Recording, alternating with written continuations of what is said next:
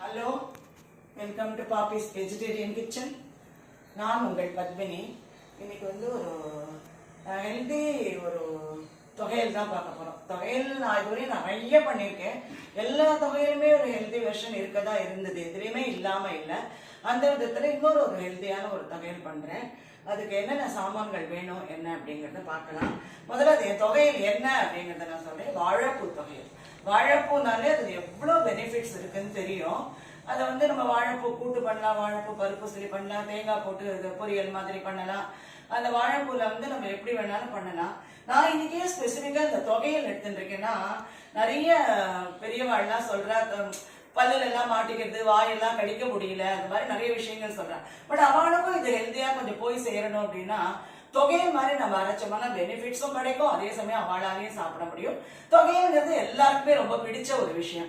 அதனாலதான் இன்னைக்கு நான் அந்த தொகையில நான் வந்து பண்றேன்னா, இப்ப அதுக்கு என்னென்ன சாமான்கள் வேணும், ரொம்ப சட்டுன்னு ஒரு 5-10 நிமிஷத்துக்குள்ள பண்ணி முடிச்சுடலாம். ஸோ அதுக்கு வேண்டிய சாமான்கள் முதல்ல பார்க்கலாம். நான் வந்து இன்னைக்கு வாழைப்பூ வந்து வேக வச்சு ஒரு கப் எடுத்துட்டு இருக்கேன். நான் இன்னைக்கு ரொம்ப நல்லா இந்த வாழைப்பூவே சம்டைம்ஸ் நிறம் மாறிடும். இன்னைக்கு எனக்கு கிடைச்ச இந்த சின்ன வாழைப்பூவா இருந்தது, ரொம்ப நல்லா இருந்தது. அது வந்து போட்ட உடனே நல்லா வெந்துடுத்து இதை வேக வச்சு நான் எடுத்துட்டு இருக்கேன். அவ்வளவுதான் வாழைப்பூவை. அதுக்கப்புறம் இதுக்கு வேண்டியது இந்த ஒரு டீஸ்பூன்ல தான் எடுத்துட்டு இருக்கேன். 1 ஸ்பூன் எள்ளு எடுத்துட்டு இருக்கேன். நான் வெள்ளை எள்ளு எடுத்துட்டு இருக்கேன். நீங்க வெள்ளை எள்ளும் எடுத்துக்கலாம், கருப்பு எள்ளு எடுத்துக்கலாம். கருப்புள்ள எடுத்துட்டா பெனிஃபிட்ஸ் ஜாஸ்தி, கொஞ்சம் நிறம் மாறும், அவ்வளவுதான். இன்னைக்கு நான் இதை எடுத்துட்டு இருக்கேன். நான் மாறி மாறி பண்ணுவேன்.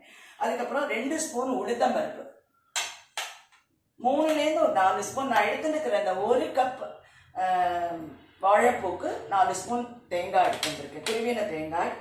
அதுக்கப்புறம் 3 வரமிளகாய், ஒரு 1/2 ஸ்பூன் மிளகு, இவ்வளவுதான் இதுக்கு நான் எடுத்துட்டு இருக்கேன். அதை தவிர ஒரு கொட்டைப்பாக்கு அளவு புளி ஊற வச்சுருக்கேன்.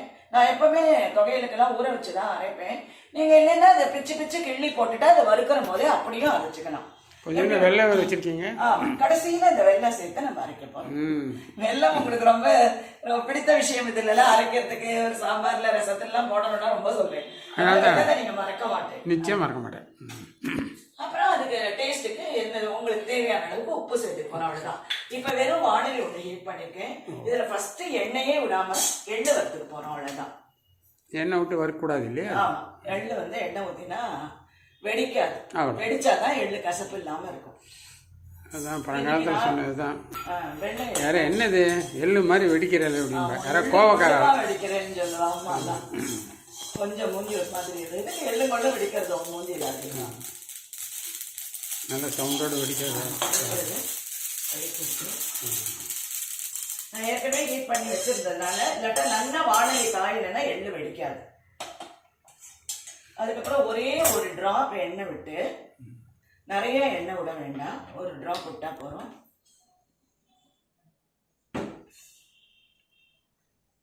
ஜஸ்ட் இந்த உளுத்தம் பருப்பு, மிளகாய், மிளகு இதெல்லாம் வறுபடதான், வேற ஒண்ணும் இல்லை. இதுல 2 ஸ்பூன் உளுத்தம் பருப்பு, பெருங்காயம் விட்டுட்டு அதையே நான் சேர்த்துக்கிறேன். இதுல பெருங்காய பொடி கூட இதை நீங்க வறுத்துட்டு சேர்த்துக்கலாம். அப்புறம் 3 வரமிளகாய், மிளகு, இது எல்லாத்தையும் சேர்த்துக்கலாம். மிளகாய் எல்லாம் நீங்க உங்களுடைய தேவைக்கு காரம் எப்படி வேணுமோ அது மாதிரி நீங்க சேர்த்துக்கோங்க. இந்த எடுத்துட்டு இருக்கிற அளவுக்கு இது போதும், மிளகாய், மிளகு எல்லாமே. நான் தேங்காயில் ஒரு ஸ்வீட்னஸ் இருக்கிறதுனால அது அவ்வளவுதான். இது வறுத்தாச்சுன்னா, இதுதான் வறுக்கப்பட வேண்டிய பொருள்கள். இது வறுத்தாச்சுன்னா நமக்கு எல்லாமே முடியும். இப்போ நான் அடுப்பை வந்து ஆஃப் பண்றேன். பண்ணிட்டு இந்த வறுத்ததான் நம்ம தனியா எடுத்து வச்சுக்கலாம்.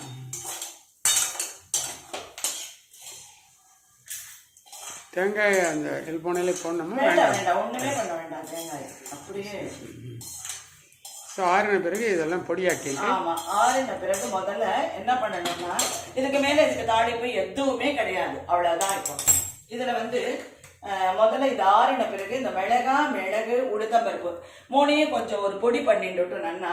ஏன்னா ஈரமா இருக்கிறத இதோட போட்டோம்னா கொஞ்சம் பொடியாகாது. அதனால இதை முதல்ல ஆறின உடனே கொஞ்சம் பொடி பண்ணிட்டு மிக்சியில போட்டு இந்த ஆறின உடனே நம்ம பொடி பண்ணிக்க போறோம். பொடி பண்ணிட்டு உடனே சைமல்டேனியஸா வரிசையா போட வேண்டியதா. இது பொடியான உடனே எண்ணெயும் போட்டு ஒரு சுத்திக்கணும். அதுக்கப்புறம் தேங்காய் புளி ரெண்டுத்தையும் ஒரு அரைச்சிட்டு வாழைப்பூவை போட்டு அரைச்சி 1 by 1 போட்டு அரைக்க வேண்டியதா. எல்லாத்தையும் முதல்ல ட்ரையா அரைச்சிக்க வேண்டியது. உளுத்தம்பருப்பு மிளகு நான் இந்த பெருங்காய பவுடர் இந்த சூட்லயே போட்டு விடுறேன். இதுல அவ்வளவுதான். இது எல்லாத்தையும் சேர்த்து அரைச்சு வந்துட்டு நம்ம பார்க்கலாம். ரொம்ப ஹெல்தியான சீக்கிரம் செய்யக்கூடிய சிம்பிளான ஒரு தொகையில் வாழைப்பூ தொகையில். ஓகே, நான் உங்கள்கிட்ட காமிச்ச இந்த மிளகு உளுத்தம்பருப்பு நல்லா ஆறிடுது. இதுலேயே பெருங்காய பொடி போட்டுட்டேன்னா இப்போ வந்து இதில் இது எல்லாத்தையும் சேர்த்துக்கிறேன். முதல்ல என்னென்ன சேர்க்கணும்னா இந்த மிளகா உளுத்தம்பருப்பு எள்ளு இது எல்லாமே கொஞ்சம் முதல்ல ஒரு கோர்ஸாக பவுடர் பண்ணிட்டு அதுக்கு பிறகு புளி தேங்காய் வாழைப்பூ உப்பு போட்டு அரைச்சிட்டு லாஸ்ட்டாக வெள்ளத்தை போட்டு ஒரு சுற்றணும்.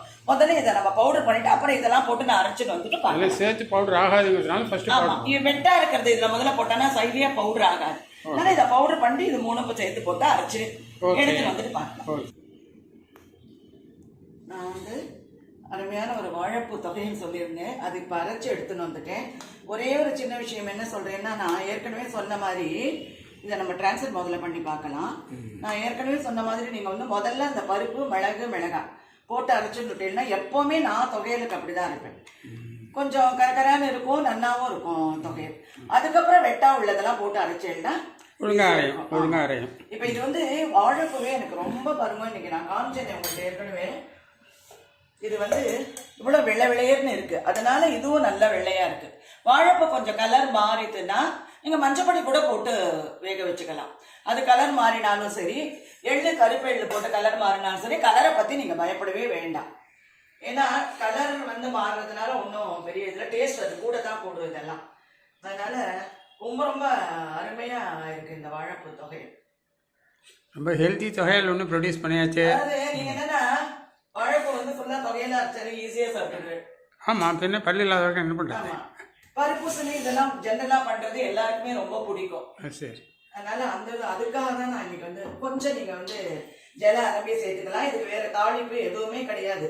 இதுல தேங்காய் பெருங்காயம் இந்த விஷயங்கள் எல்லாம் செய்யும் போது இன்னும் ரொம்ப வாழைப்பூ வந்து பல் இடுக்கல மாட்டிக்கிறங்கிற பிரச்சனை உள்ளவாளுக்கு ஒரு பெரிய ரிலீஃப். நிறைய பேர் அது மாதிரி சொல்லியிருக்கா. அதனாலதான் நான் வந்து இன்னைக்கு இந்த வாழைப்பூ இந்த மாதிரி ஒரு தொகையெல்லாம் பண்ணினா ரொம்ப நல்லா இருக்குமே அப்படிங்கிறதுனால. ஸோ இப்ப அருமையான ஒரு வாழைப்பூ தொகையல் ரெடி ஆயிடுது.